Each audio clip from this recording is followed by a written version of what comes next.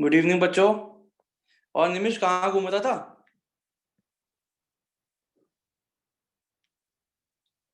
Yes sir. कहाँ थे आप? सर मैं गुवाहाटी असम में हूँ सर अभी। अभी भी आप असम में हो? अरे असम में क्या है?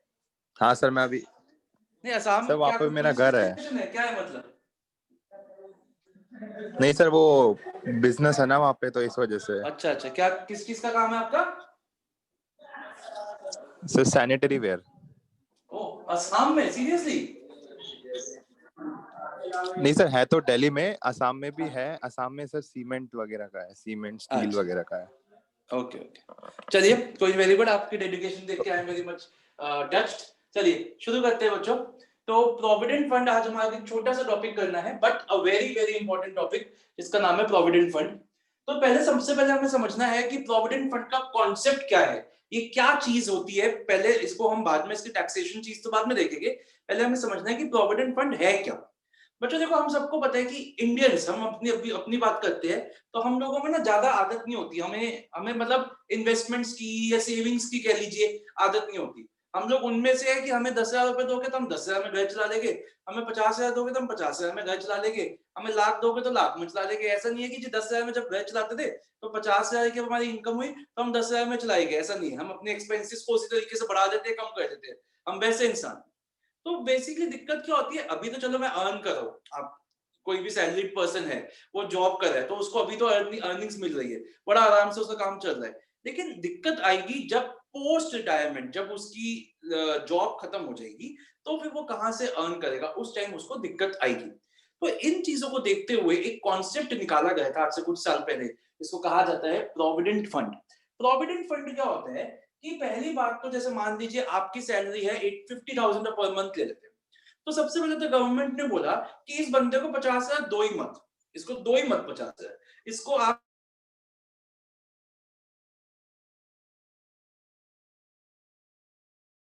5, ये टैक्स नहीं कह रहा मैं, दिस इज नॉट टैक्स। आपके 5,000 रुपए काटे और आपके 5,000 रुपए गवर्नमेंट के पास ही जमा करा दिए in the form of provident fund. ठीक है, अब क्या हुआ, जैसे मैंने आपके 5,000 रुपए काटे और गवर्नमेंट के पास जमा करा दिए, ये हो गया एम्प्लॉय का कॉन्ट्रीब्यूशन। फिर गवर्नमेंट ने बोला एम्प्लॉयर को कि तुम भी कुछ कंट्रीब्यूशन करो इसमें। तो मान लीजिए एम्प्लॉयर ने भी 5,000 रुपए जमा करा दिया आपके नाम पे,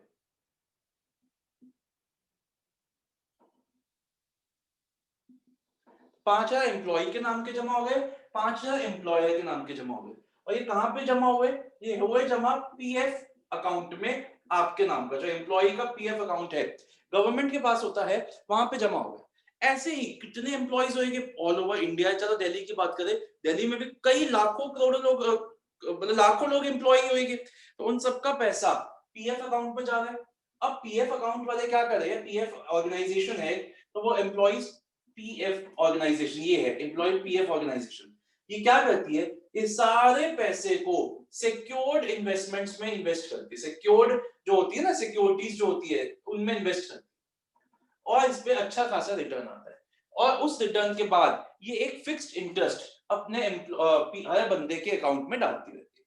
तो आपको इंटरेस्ट मिलेगा नहीं अभी, लेकिन आपको वो क्रेडिट हो रहा है। आप कभी भी अपने पास, जैसे आपकी बैंक की पासबुक होती है, वैसे आपके पीएफ अकाउंट की भी पासबुक होती है। आप उस पासबुक को देख सकते हैं, उसको अपडेट करा सकते हैं। जैसे दिल्ली की बात करें तो दिल्ली में अगर आपको वजीरपुर नाम की जगह पता है, जहाँ पे ये कंप्यूटर मार्केट भी बनी हुई है पूरी, वहां पे इसका एक बहुत बड़ी, सबसे बड़ी लंबी बिल्डिंग है, टॉलेस्ट बिल्डिंग है, वो ईपीएफओ की ही बिल्डिंग है। आप वहां पे जाके अगर कोई एम्प्लॉय अपनी जाके पासबुक दिखा सकता है, उसकी पासबुक को अपडेट कर दिया जाएगा और उसको बता दिया जाएगा कि आपका इतना कंट्रीब्यूशन पिछले साल कटा था, आपका आपके एम्प्लॉयर ने इतना कंट्रीब्यूशन डाला है, इस पे हमने इतना, इस पे आपको इंटरेस्ट मिला है। तो बेसिकली ये सब हर साल होता रहेगा, होता रहेगा, होता रहेगा, होता रहेगा। अब आप देखिए 5,000 रुपये महीना आपका कट रहा है, तो 60,000 तो आपका हो गया, ऐसे 60,000 आपके एम्प्लॉयर का हो गया, तो एक साल में 1,20,000 रुपए तो ये डल गया। और इसके ऊपर इंटरेस्ट मान लीजिए 7-8% या 6%, कुछ भी ले लो, 8% ले लेते, इतना इंटरेस्ट आपने मान लो 30 साल की जॉब की। तो अब ये देखो 30 साल में, मैं तो उसको कांस्टेंट लेके चल रहा हूँ, लेकिन इंक्रीमेंट वगैरह भी होगा, इंटू 1,20,000 तो यही हो गया, प्लस इंटरेस्ट कंपाउंडेड, क्योंकि वो भी तो इन्वेस्ट हो रहा है। तो आप ये देखिए, तो तो मतलब अराउंड 40 लाख या शायद उससे भी ज्यादा का आपका कॉर्पस, आपकी कैपिटल तैयार हो जाएगी जब आप रिटायर होगे। और आप ये देखिए आपके पास कितना अच्छा फंड है, आप उसको अपनी पोस्ट रिटायरमेंट लाइफ के लिए अच्छे से इन्वेस्ट कर सकते हो, उससे मतलब काम कर सकते हो। तो ये फंडा है पीएफ का। अब सबसे पहले तो मेरा सवाल आपसे उठता है कि जैसे आपकी सैलरी 50,000 पर मंथ थी और आपका पीएफ कट गया, आपको मिले 45,000, तो जब आप अपनी सैलरी अपनी जब इनकम दिखाओगे, जब आप अपनी इनकम दिखाओगे तो इस पे income under the head salaries कितनी लोगे? ये बेसिकली क्वेश्चन निमिष और अंकित से है, पूर्वा को तो शायद आता भी हो ये क्वेश्चन। मेरे को बताइए निमिष और अंकित, आप बताइए कि आप अपनी सैलरी कितनी लोगे? आप अपनी सैलरी लोगे 45,000 इंटू 12 लोगे, या आप अपनी सैलरी 50,000 इंटू 12? बताइए अंकित। सर 50,000। 50,000 इंटू 12 लोगे पक्का? Yes sir. और ऋषभ, सॉरी निमिष, आपको क्या लगता है आपके हिसाब से कितनी होनी चाहिए सैलरी? 50,000। 50,000, क्योंकि आप ही के तो पैसा है ना, एक तरीके से आपको मिल गया और आपने जमा करा दिया, बस हुआ क्या, आपको मिलने से पहले ही जमा हो गया। तो आपने बिल्कुल सही कहा, आप 50,000 ही लोगे। हाँ ये जरूर है, आप उसके एक डिडक्शन ले लोगे बाद में कि जो पैसा मुझे अभी मिला नहीं, मैं उस पर अभी टैक्स क्यों दूं, डिडक्शन ले लोगे। लेकिन पहले आप income under that others, sorry salaries अपनी पूरी लोगे। यहां तक बात समझ में आ गई पूर्वा? आई थिंक आपको भी समझ आ गई ये बात। हाँ जी सर। ओके, अब देखते हैं कि इसमें एक ट्रांजैक्शंस कितनी हो रही है। तो अगर आपने देखा हो एक साल में, अगर मैं पीएफ की एक साल की बात करूं तो मतलब 3 तरीके की ट्रांजैक्शंस हो रही है। कुछ तो आपका पैसा कट रहा है, जिसको हम बोलेंगे एम्प्लॉइज कंट्रीब्यूशन, पहली ट्रांजैक्शन तो ये होगी। दूसरी ट्रांजैक्शन होगी जो एम्प्लॉयर का कंट्रीब्यूशन है वो होगी। तीसरी ट्रांजैक्शन क्या हुई, जो इसमें इंटरेस्ट क्रेडिट हो रहा है, आपके अकाउंट में जो इंटरेस्ट क्रेडिट हो रहा है हर साल, मिल नहीं रहा लेकिन आपके अकाउंट में तो जमा हो रहा है ना। एक तो ये ट्रांजैक्शन होगी तीसरी। और चौथी ट्रांजैक्शन वो हर साल नहीं होगी, लेकिन वो कभी किसी एक साल या किसी 2 साल में होगी। क्या?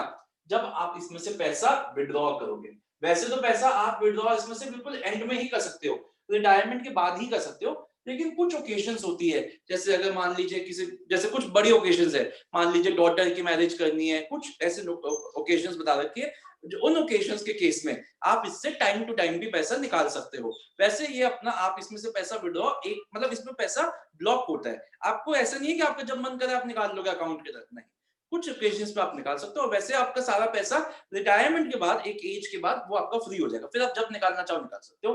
तो विड्रॉल फ्रॉम दिस फंड, तो ये हमारे 4 तरीके की ट्रांजैक्शन इसमें से होती है। हर साल आपका कंट्रीब्यूशन कटेगा वो, आपके एम्प्लॉयर का कंट्रीब्यूशन करेगा वो, हर साल इंटरेस्ट क्रेडिट होगा वो, और जो विड्रॉल होगा 1 या 2 बार इसमें से। ये समझ में आ गया? हमें अभी आज 4 तरीके के फंड्स पढ़ने हैं। 4 तरीके के पीएफ होते हैं, मैं बताता हूं आपको 4 तरीके के पीएफ कौन से होते हैं। सबसे पहला पीएफ होता है एसपीएफ। ये जो एसपीएफ होता है ये किसके लिए होता है? ये government statutory provident fund. Statutory provident fund किसके लिए हो गया? ये गवर्नमेंट के लिए, एम्प्लॉइज के लिए, या फिर जो एजुकेशनल इंस्टीट्यूशंस के एम्प्लॉइज होते हैं, जैसे हमारे दिल्ली यूनिवर्सिटी एक्सेट्रा हो गए, उनके लिए ये लगता है। इसके रूल्स इन लोगों पे अप्लाई होंगे। फिर 2 होते हैं आरपीएफ एंड यूआरपीएफ। अगेन ये आपकी चॉइस नहीं है, एज एन एम्प्लॉय ये आपकी चॉइस नहीं है कि आप आईपीएफ में कवर होगे या यूआरपीएफ में कवर होगे, ये डिपेंड करता है आपके एम्प्लॉयर पे। एक प्रोविडेंट फंड एक्ट होता है, अगर आपका एम्प्लॉयर उसकी कंडीशंस को फुलफिल करता है तो वो आईपीएफ में आ जाएगा, नहीं फुलफिल करता तो यूआरपीएफ में आ जाएगा। तो अगर आपका एम्प्लॉयर आईपीएफ में कवर होता है तो आप भी आईपीएफ के में कवर हो गया, आपके सारे रूल्स आईपीएफ के लगेंगे। और अगर आपका एम्प्लॉयर आईपीएफ में कवर नहीं होता तो ऑब्वियसली आप भी आईपीएफ में कवर नहीं होगे और आपके ऊपर रूल्स यूआरपीएफ के लगेंगे। 3 हो गए। और चौथा आता है हमारा पीपीएफ, पब्लिक प्रोविडेंट फंड। ये हो गया SPF statutory provident fund, recognized provident fund, unrecognized provident fund and public provident fund। अब बात करते हैं कि सर पब्लिक प्रोविडेंट फंड क्या होता है। बेटा to be very honest with you, this provident fund has nothing to do with this chapter salaries. I repeat, this provident fund has nothing to do with this chapter salaries. Then why are we doing it over here? Just because its name is PF. सिर्फ एक नाम PF है इसलिए मैं आपको इस chapter में करवा रहा हूं, लेकिन ये एक ऐसी चीज है जिसके लिए आपका एम्प्लॉय होना जरूरी नहीं है, जिसके लिए आप एक मतलब आपका कोई लेना देना नहीं है सैलरी से। अगर आप एक सेल्फ एम्प्लॉयड पर्सन हो तब भी आप अपना एक पीपीएफ अकाउंट खुलवा सकते हो, पहली चीज। अगर आप सेल्फ एम्प्लॉयड नहीं भी हो, कुछ भी नहीं करते तब भी आप अपना पीपीएफ अकाउंट खुलवा सकते हो। आप एक पैदा होते ही अपना पीपीएफ अकाउंट खुलवा सकते हो। ये क्या होता है मैं आपको समझाता हूँ। आज से कुछ साल पहले एक सेकंड, आज से कुछ 15-20 नहीं उससे भी ज्यादा मैं बात करता हूँ 80s की, 1980s में गवर्नमेंट की एक स्कीम आई थी जिसका नाम था पब्लिक प्रोविडेंट फंड। बहुत ही मार्वलस स्कीम थी और आज तक इससे बढ़िया स्कीम मैंने नहीं देखी। क्या हुआ था स्कीम में, गवर्नमेंट ने ये बोला था कि आप अब उस टाइम पे एसबीआई में खुलते थे, बट आज ये कहीं भी किसी भी बैंक में खुल सकते हैं।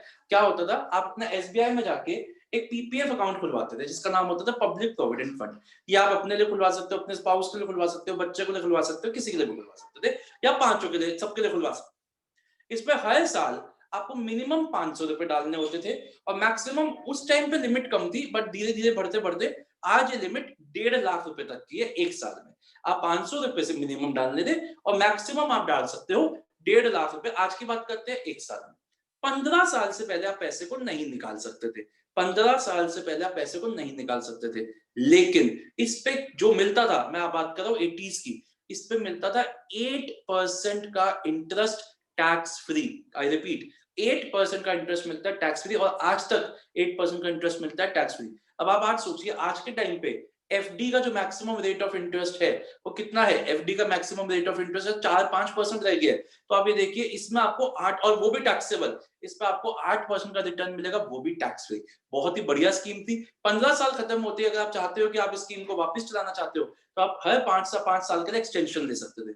जैसे मैं बात करूं कि मान लीजिए मैंने इस स्कीम को 95 में स्टार्ट किया, 95 में स्टार्ट किया तो 2010 में खत्म हो गई। उसके बाद एक बार मैंने मतलब उसको रिन्यू करवा दिया तो अगले 5 साल 2015, फिर मैंने रिन्यू करा दिया तो अगले 5 साल। तो ये एक ऐसी स्कीम है जिसमें आप मतलब बहुत ही अच्छी स्कीम है। और मेरे हिसाब से अगर आपके पापा मम्मी बिजनेस में है तो पक्का ही उन्होंने की होगी। आप एक बार अपने पापा मम्मी से जरूर पूछना कि आपने मेरे नाम पे पीपीएफ अकाउंट खोल रखा है। अगर नहीं खोल रखा तो लड़ना मत उनसे, अपने नाम पे एक पीपीएफ अकाउंट जाके खुलवा लेना और हर साल आप 500 रुपए से शुरू करो, 1000 रुपए से शुरू करो, आप अपना पीपीएफ अकाउंट शुरू करो, अपना बहुत आपको फायदा मिलेगा।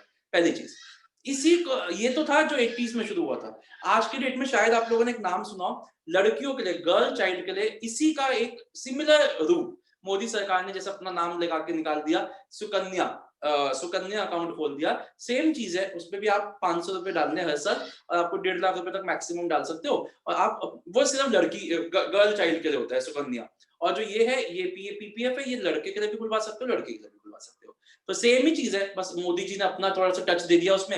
और उसमें शायद ये भी है कि सुकन्या खुलवाने पे शायद डॉटर की मैरिज पे आपको कुछ पैसे गवर्नमेंट एक्स्ट्रा देती है, 1-2 लाख रुपए ऐसा कुछ मिलता है। तो मतलब वो सेम ही चीज है। तो ये पीपीएफ का इस चैप्टर से कोई लेना देना नहीं है, लेकिन सिर्फ क्योंकि नाम इसका पीएफ है, मैं इसको आपको समझा। अभी तक किसी को कुछ पूछना है? तो अभी हम इन चारों के एसपीएफ, आरपीएफ, यूआरपीएफ और पीपीएफ के चारों चीजें करेंगे, employ contribution, employer contribution, interest and withdrawal. अभी आप कुछ नहीं लिखेंगे, मैंने एक टेबल बनाऊंगा आपके सामने, अभी बस आप सिर्फ समझिएगा। उसके बाद आपके वैसे नोट्स में बनी भी है टेबल, अगर आप बनाना चाहो तो बना देना, वरना हम सीधा क्वेश्चंस करेंगे इसकी। और कोशिश आज पूरी रहेगी कि आज इस चैप्टर को हम फिनिश कर दें। तो बेटा देखिए, हमारे 4 होते हैं, एसपीएफ, आरपीएफ, यूआरपीएफ, पीपीएफ। और इन चारों में हमें 4 चीजें करनी है। तो सबसे पहले employees contribution,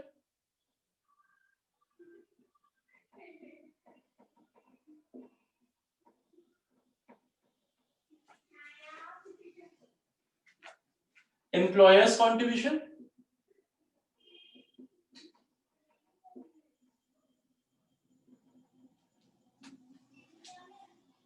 interest,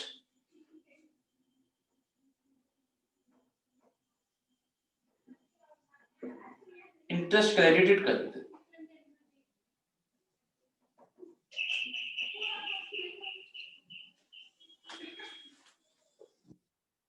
and withdrawal.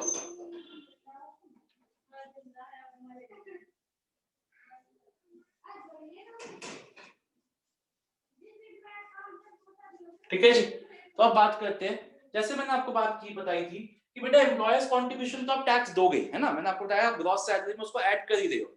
लेकिन अगर जैसे मैंने कहा मेरे को मिला तो नहीं ना अभी, तो आप एक डिडक्शन क्लेम कर सकते हो, सैलरी का पार्ट बनेगा वो आपका, ग्रॉस टोटल इनकम का पार्ट बनेगा, लेकिन आप एक डिडक्शन क्लेम कर सकते हो अपनी उसमें से ग्रॉस टोटल इनकम में से।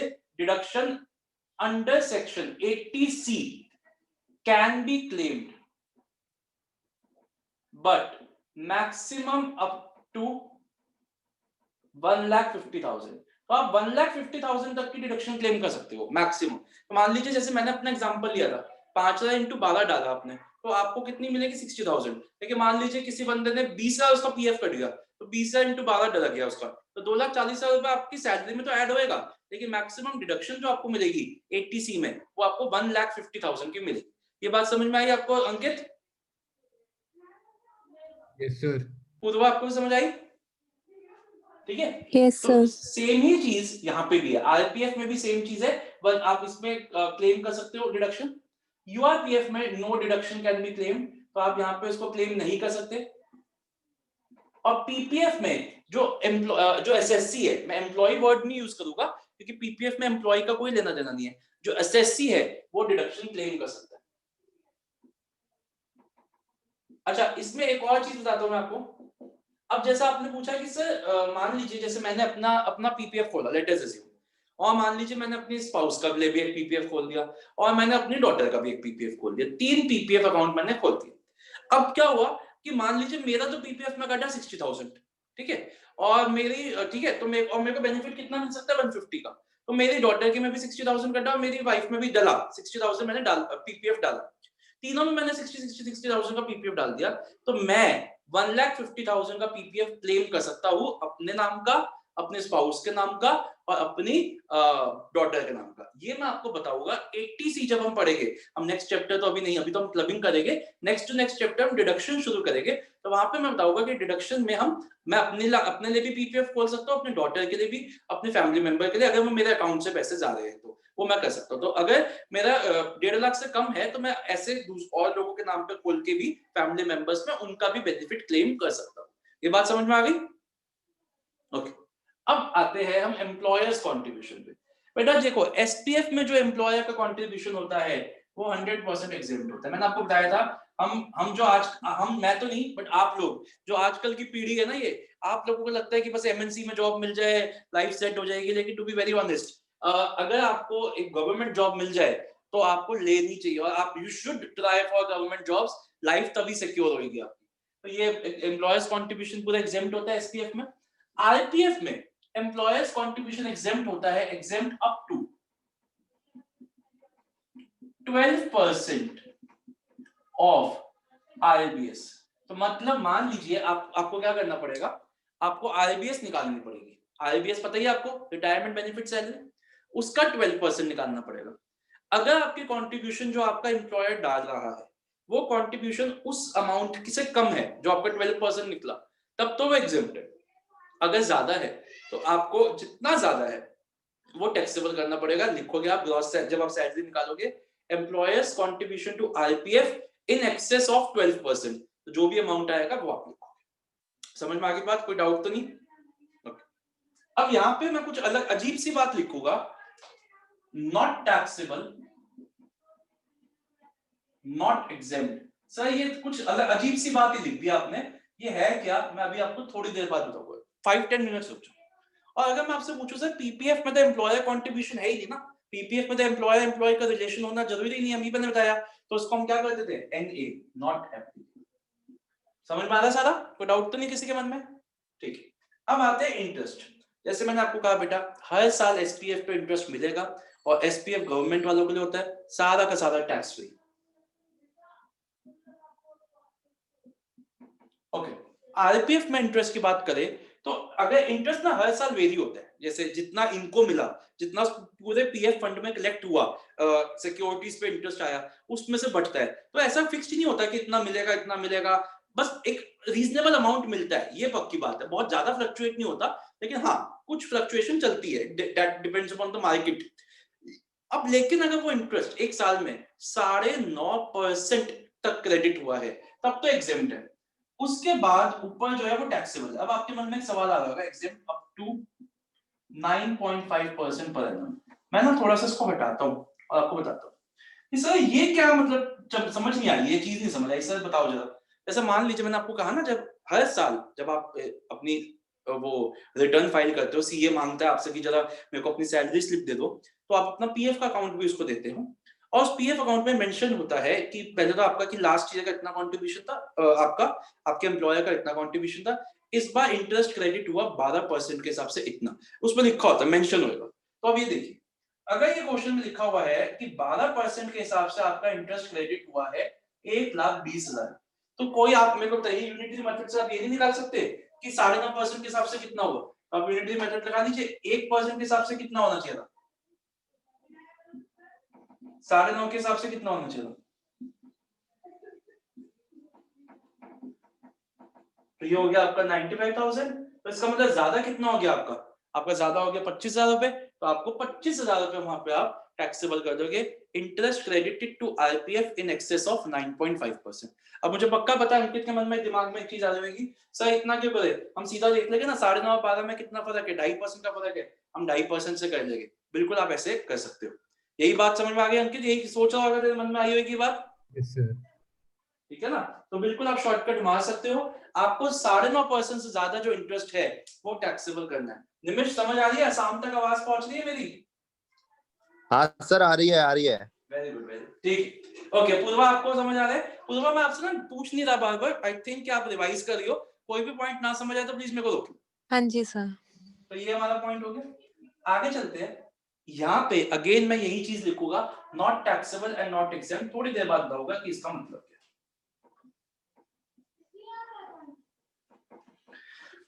पीपीएफ मैंने क्या कहा बेटा, मार्वलस स्कीम है, अपने मम्मा पापा से पक्का पूछना, पीपीएफ में जितना भी इंटरेस्ट आता है वो सारा का सारा एग्जेम्प्ट है। ठीक है जी। अब आ जाइए, इसमें से जब पैसा निकालेंगे, तो जब हम विड्रॉ की बात करते हैं बेटा, एसपीएफ में से जो भी विड्रॉ होएगा, जब भी विड्रॉ होएगा सब एग्जेम्प्ट। ये फायदे होते हैं गवर्नमेंट जॉब के। आईपीएफ में से देखो, आईपीएफ में से हर साल आपसे टैक्स ले लिया गया, जितने पे टैक्स लेना चाहती थी गवर्नमेंट, जैसे 12% से ज्यादा एक्सेस पे टैक्स लेना चाहती थी, ले लिया। यहाँ पे 9.5% से ज्यादा इंटरेस्ट अगर मिला तो टैक्स लेना चाहती थी, ले लिया। तो जब आपसे टाइम टू टाइम टैक्स ले लिया, तो विड्रॉ के टाइम क्यों लेके टैक्स? तो यहाँ पे विड्रॉल पूरा का पूरा एग्जेम्प्ट है। जब मैंने आपसे हर साल टैक्स ले ही लिया ना, जितना जितना टैक्स मेरे को ऐसे देखो, आपने एक एफडी कराई 5 साल की, लेट अस अज्यूम आपने 5 साल की एफडी कराई, आपको हर साल उस पर इंटरेस्ट क्रेडिट हो रहा है, तो आप हर साल interest accrued but not received, वो अपनी इनकम मान के टैक्स तो दे रहे हो, उस पर हर साल आप अपना टैक्स दे रहे हो, ठीक है ना? तो 5 साल बाद जो आपको मिलेगा उस पर आप क्यों टैक्स दोगे? वो तो फिर तो जा चुका ना टैक्स, जब हर साल जा ही चुका तो मैं 5 साल बाद फिर से टैक्स क्यों दूंगा? तो वही चीज यहाँ होगी, इसमें हर साल टाइम टू टाइम आपसे टैक्स ले लिया गया है, तो आपसे बाद में टैक्स नहीं लिया जाए। अब बात करते हैं यूआरपीएफ की। ये जो चीज मैंने आपको नॉट एग्जेम्प्ट और नॉट टैक्सेबल बताई थी, उसका सारा रोल यहां पर है। 2 मिनट रुक जाइए। और पीपीएफ में अगेन जो विड्रॉल है वो भी सारा का सारा एग्जेम्प्ट। पहले बताइए बच्चों, इतना आपको समझ में आ गया? कोई डाउट तो नहीं है किसी के मन में इसको लेके? देखो एक बार देख लीजिए, अगर ये मैं अभी बताऊंगा, अगर आपके जो आपको मैंने फोटोज भेजी थी, कुणाल की भी भेजी थी और उसके नोट्स की भी और आर्यन के भी, अगर तो ये क्लियर आपको दिख रहा है तब तो ठीक है, अदरवाइज आप इसको कॉपी कर लो, इसको कॉपी कर लीजिए, इसको मैं अभी लिखवाऊंगा समझा के, इसको कॉपी कर लीजिए 5 मिनट लगा के, फिर हम आगे बढ़ते हैं।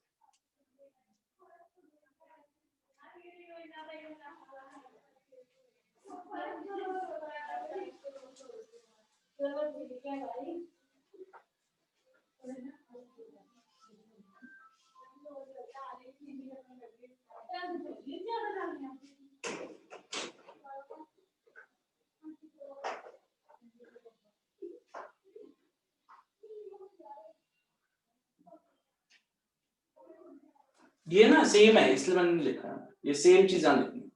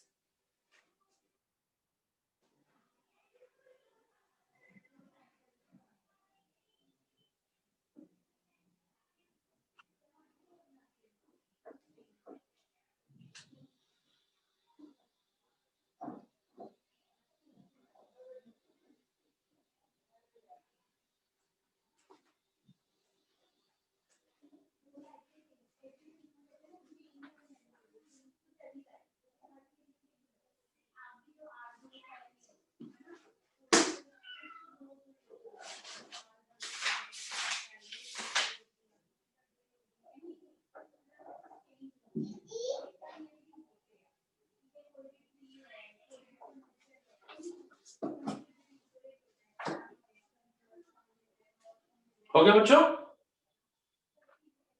Yes, हो sir. गया अंकित? Yes, sir. ओके, अब देखिए जो यहाँ लिखना है ना, मैं इसको हटा रहा हूँ क्योंकि मेरे को ये इसको समझाना है आपको।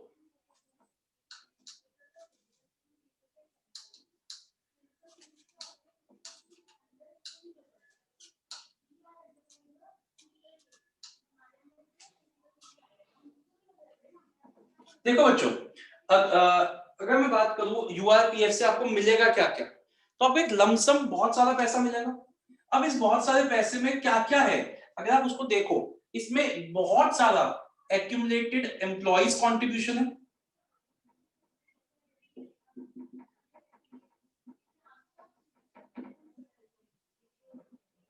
इसमें बहुत सारा बहुत सारे सालों का एक्यूमुलेटेड एम्प्लॉयर्स कंट्रीब्यूशन है,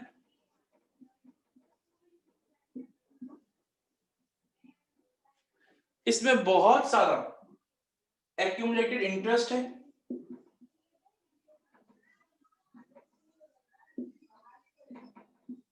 ठीक है जी, और ये interest credited on employees contribution है, और ये इंटरेस्ट क्रेडिटेड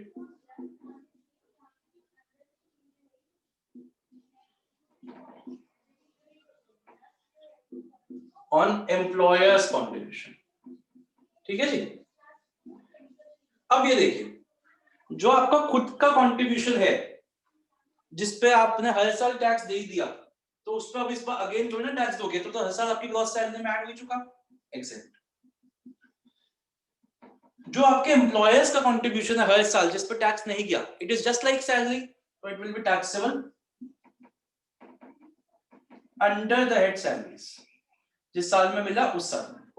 जो आपके कंट्रीब्यूशन पे इंटरेस्ट क्रेडिट हुआ, it is income under the head other sources,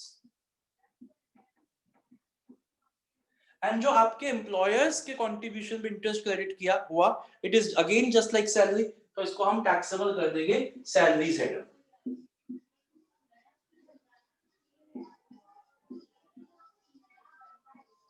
आई बात समझ अंकित? Sir, जो इसमें taxable under salary in the year जिस टाइम में जिस withdraw, साल में मिला, रिसीव हुआ, विड्रॉ हुआ, तो गवर्नमेंट को तो बहुत ज्यादा टैक्स रेवेन्यू हो जाएगा क्योंकि बहुत इनकम। ज्यादा टैक्स रेवेन्यू हो जाएगा। और आप ये देखिए टैक्स रेट भी बढ़ गया, सब कुछ हो गया, बहुत ज्यादा टैक्स, मतलब हाँ आपने लमसम ले लिया, हाँ बिल्कुल बहुत ज्यादा टैक्स रेवेन्यू, ठीक है जी, समझ में आया? तो वो जो बॉक्स छोड़ा है हमने, वहां लिखिए accumulated employees contribution is not taxable, accumulated employees contribution is not taxable। मैंने नोट्स का ना प्रिंट आउट लिया हुआ है। ले रखा है, चलो फिर तो जरूरत ही नहीं है, ठीक है। एक बार आइए क्वेश्चन नंबर, इलस्ट्रेशन नंबर 4.43 पे आइए।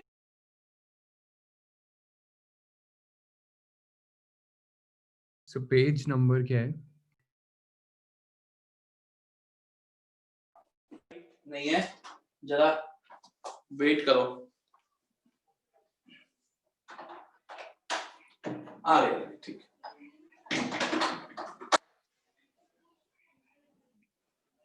ओके, आइए एक बार ना इलस्ट्रेशन नंबर 4.43 पे आइए, पेज नंबर 89 पे।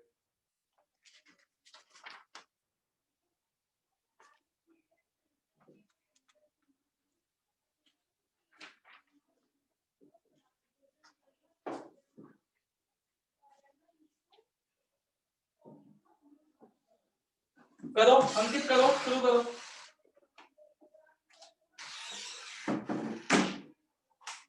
पूर्वा आप भी करके देख लो,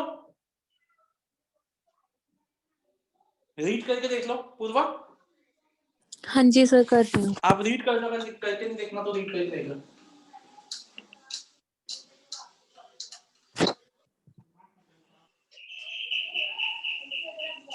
आप करिए, मैं ना अभी आ रहा हूँ 5 मिनट्स में आ रहा हूँ, करके देखिए इसको।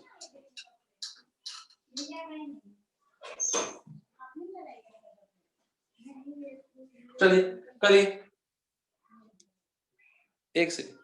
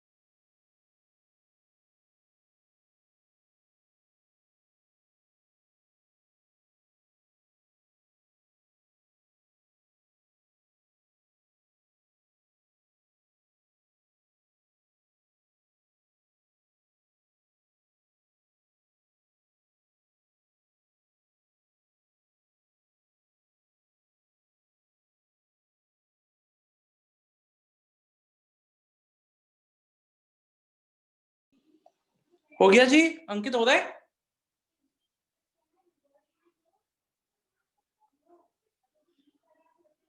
सर ये प्रोफेशनल टैक्स का क्या होगा? प्रोफेशनल टैक्स का पॉइंट है क्या इसमें? अभी बता रहा हूँ, वैसे मैं अभी करा रहा हूँ। प्रोफेशनल टैक्स का क्या है इसमें? प्रोफेशनल टैक्स पेड, इसको अभी यार बताया तो तेरे को पता नहीं वैसे, बताया था मैंने। 16(3) की डिडक्शन मिल जाएगी बस नीचे, ग्रॉस सैलरी में से 16(3) की डिडक्शन दे दो।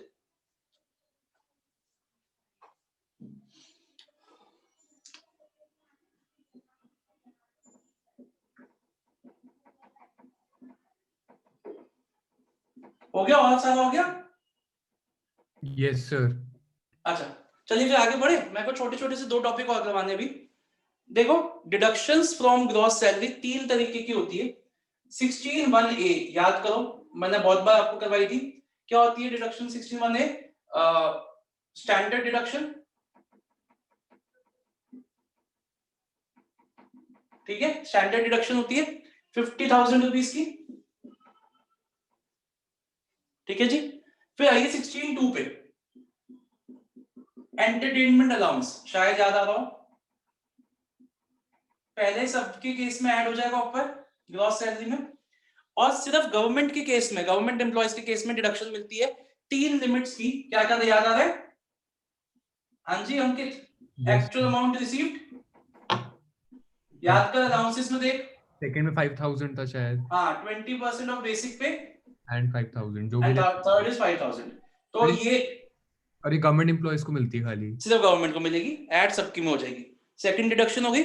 तीसरी डिडक्शन जो अभी आपका यूज भी हुआ था 16(3), प्रोफेशनल टैक्स। ये होता क्या है सर?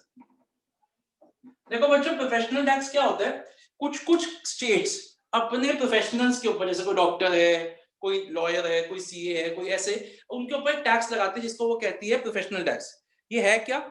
बेसिकली अगर आप डॉक्टर हो, एम्प्लॉयड हो, तो आपको ये टैक्स देना पड़ेगा, या अनएम्प्लॉयड भी अगर आपकी प्रैक्टिस है तो आपको टैक्स देना पड़ेगा। You can not contest with the government, अगर है तो लगा है तो देना पड़ेगा। अब 2 चीजें होती है, मान लीजिए आपने आप एक हॉस्पिटल में लगे हुए हैं और आपने अपना प्रोफेशनल टैक्स खुद पे कर दिया, तो बेसिकली आपकी जो सैलरी निकली, ग्रॉस सैलरी, उसमें से आपने नीचे माइनस कर दिया प्रोफेशनल टैक्स पेड, जैसे इस क्वेश्चन में था प्रोफेशनल टैक्स पेड, जितना भी आपने पे किया वो माइनस हो जाएगा, पे वाला, अनपेड वाला माइनस नहीं होगा।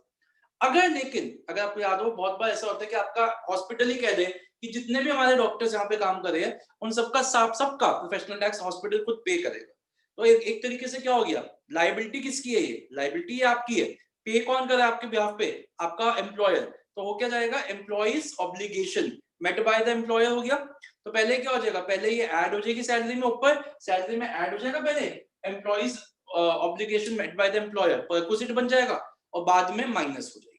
पहले ऐड हो जाएगी, बाद में माइनस हो जाएगी अगर एम्प्लॉयर ने पे की है, और अगर एम्प्लॉय खुद ही पे कर रहा है तो सिर्फ माइनस होगी। बताइए अंकित, समझ में आई ये बात? Yes sir. ओके, तो इसका ना 1 मिनट, इसका एक क्वेश्चन है हमारे पास छोटा सा,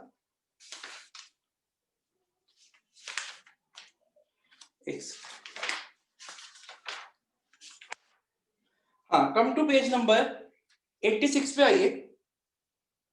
4.11 एंड 4.41 एंड 4.42 कर दो। 4.41 एंड 4.42।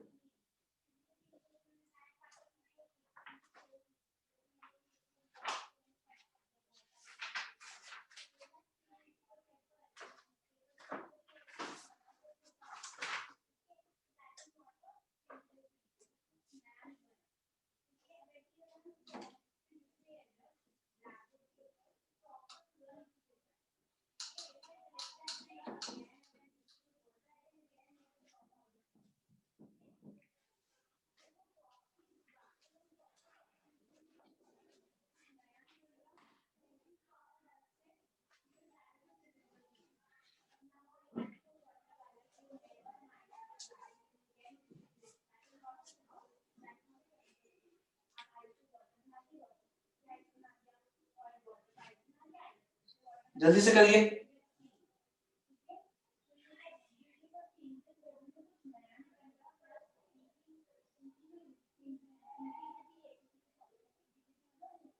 तो 4.42 भी करना है? 4.41 एंड 4.42।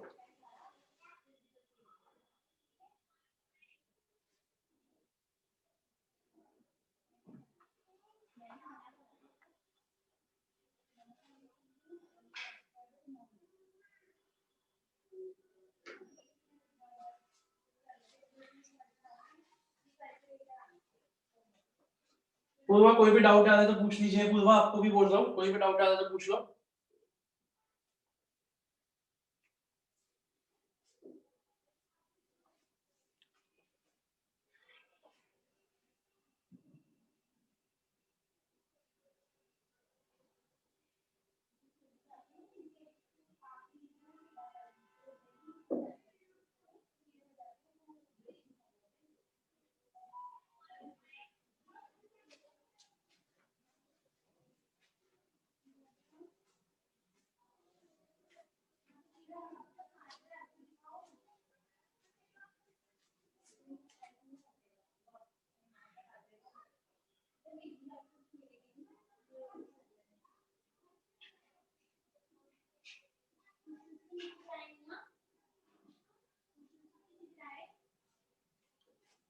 हो गया?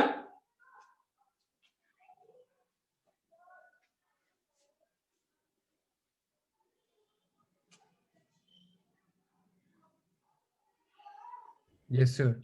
ओके, अब आप देखिए एक बार अपने नोट्स में मैंने इसके बाद क्या लिखवाया है, बच्चों को एक बार देखना जरा। आपके प्रिंट आउट में क्या है?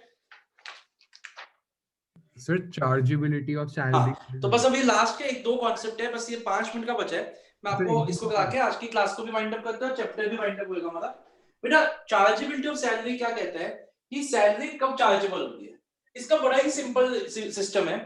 जैसे मान लीजिए आपकी अप्रैल 19 मतलब 1920 की सैलरी निकाली, अप्रैल 19, मई 19, जून 19, जुलाई, अगस्त, सितंबर, अक्टूबर, नवंबर, दिसंबर, जनवरी, फरवरी, मार्च।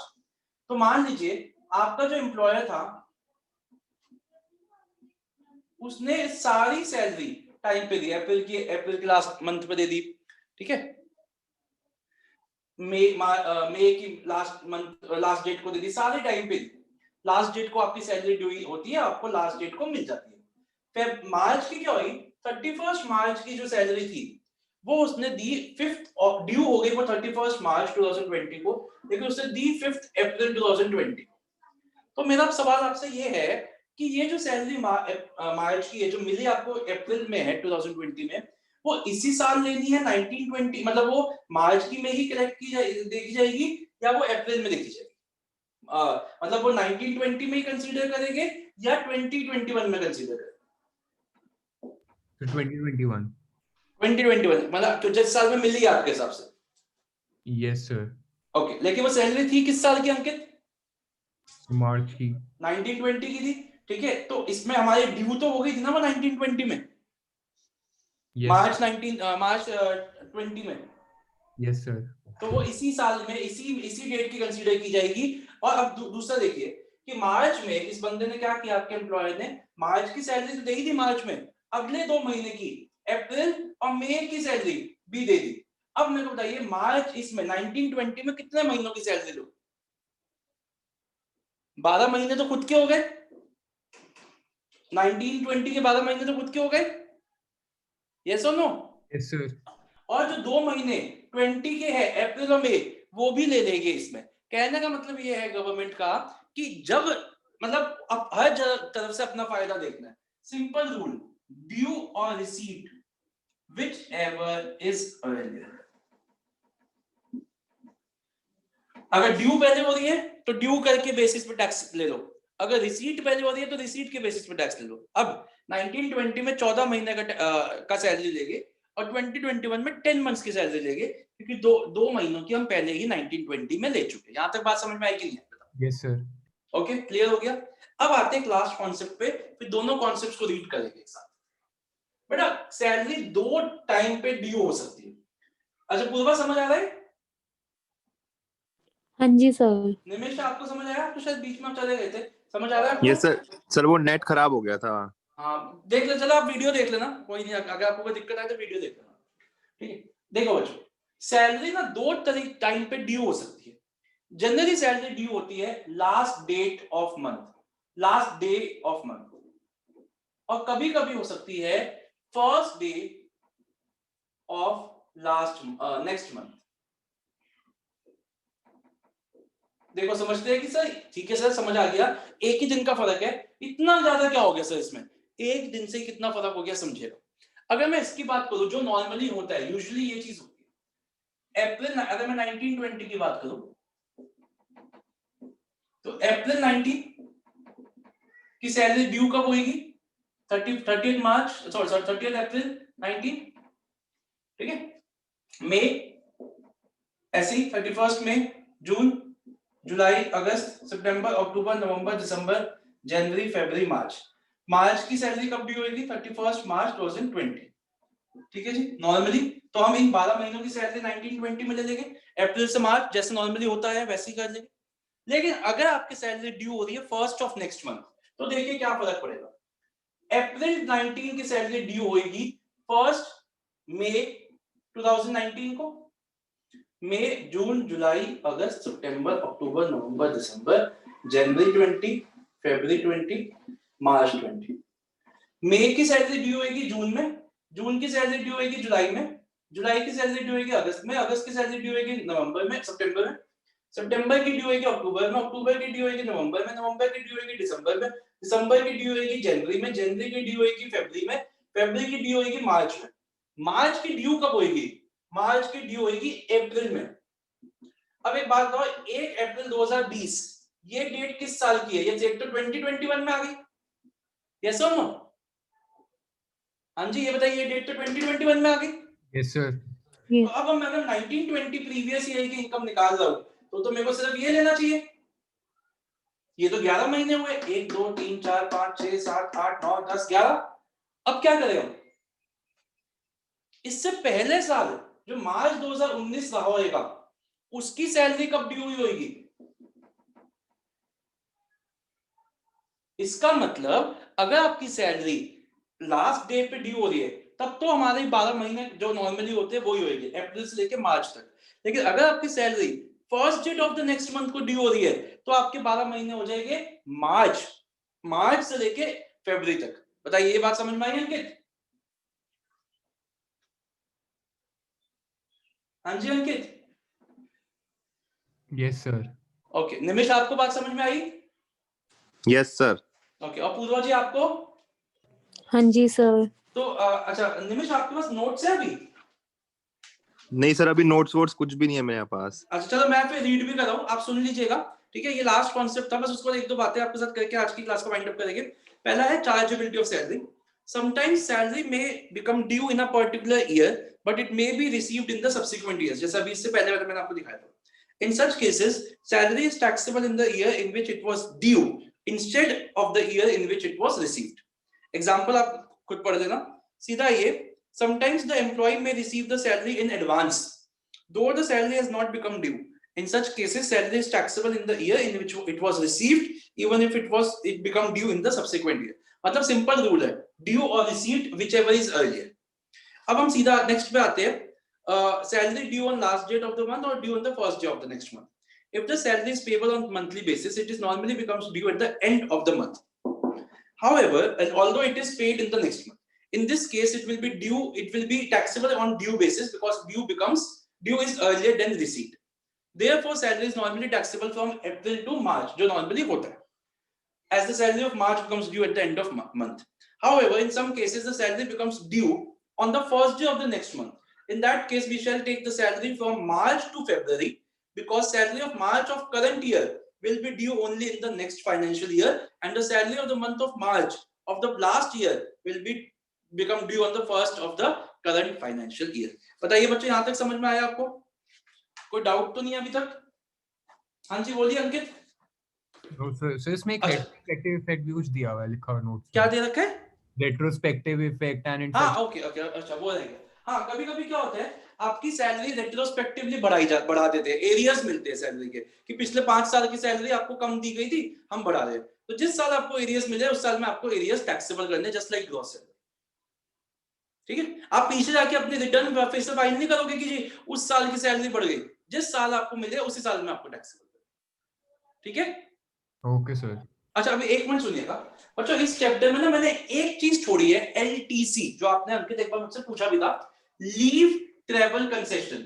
ये मैं अभी ना आपको नहीं करवाऊंगा, और ये मैंने अभी रेगुलर स्टूडेंट्स को भी नहीं करवाया, ये हमारा रह गया है, तो मैं ना आपको ये रेगुलर स्टूडेंट्स के साथ ही करवाऊंगा एक ही चीज, ठीक है। अब आपका होमवर्क क्या है, अब आप जब भी जैसे भी आपको टाइम मिले इस चैप्टर के बिल्कुल बैक क्वेश्चंस में, जहां पे मैंने पीछे के सिलेक्टेड प्रैक्टिकल क्वेश्चंस, वहां पे आप सैलरीज के सारे चैप्टर क्वेश्चंस करने शुरू कर सकते हैं, लेकिन आपका आंसर मैच नहीं होएगा क्योंकि उन्होंने तो टैक्स निकाला हुआ है। आप सिर्फ अपना question income under the head salaries तक करोगे, आप उसकी टोटल इनकम नहीं निकालोगे, सिर्फ income under the head salaries तक के आपका आंसर मैच करेगा। पहली चीज तो ये हो गई, इतनी बात समझ में आई। अब मैं ये पूछ रहा था आप दोनों से, अंकित और निमिष से, कि बेटा जैसे आपका हाउस प्रॉपर्टी है, थर्सडे तो मैं क्लास नहीं लूंगा, आई हैव सम वर्क, तो मैं थर्सडे क्लास नहीं लूंगा।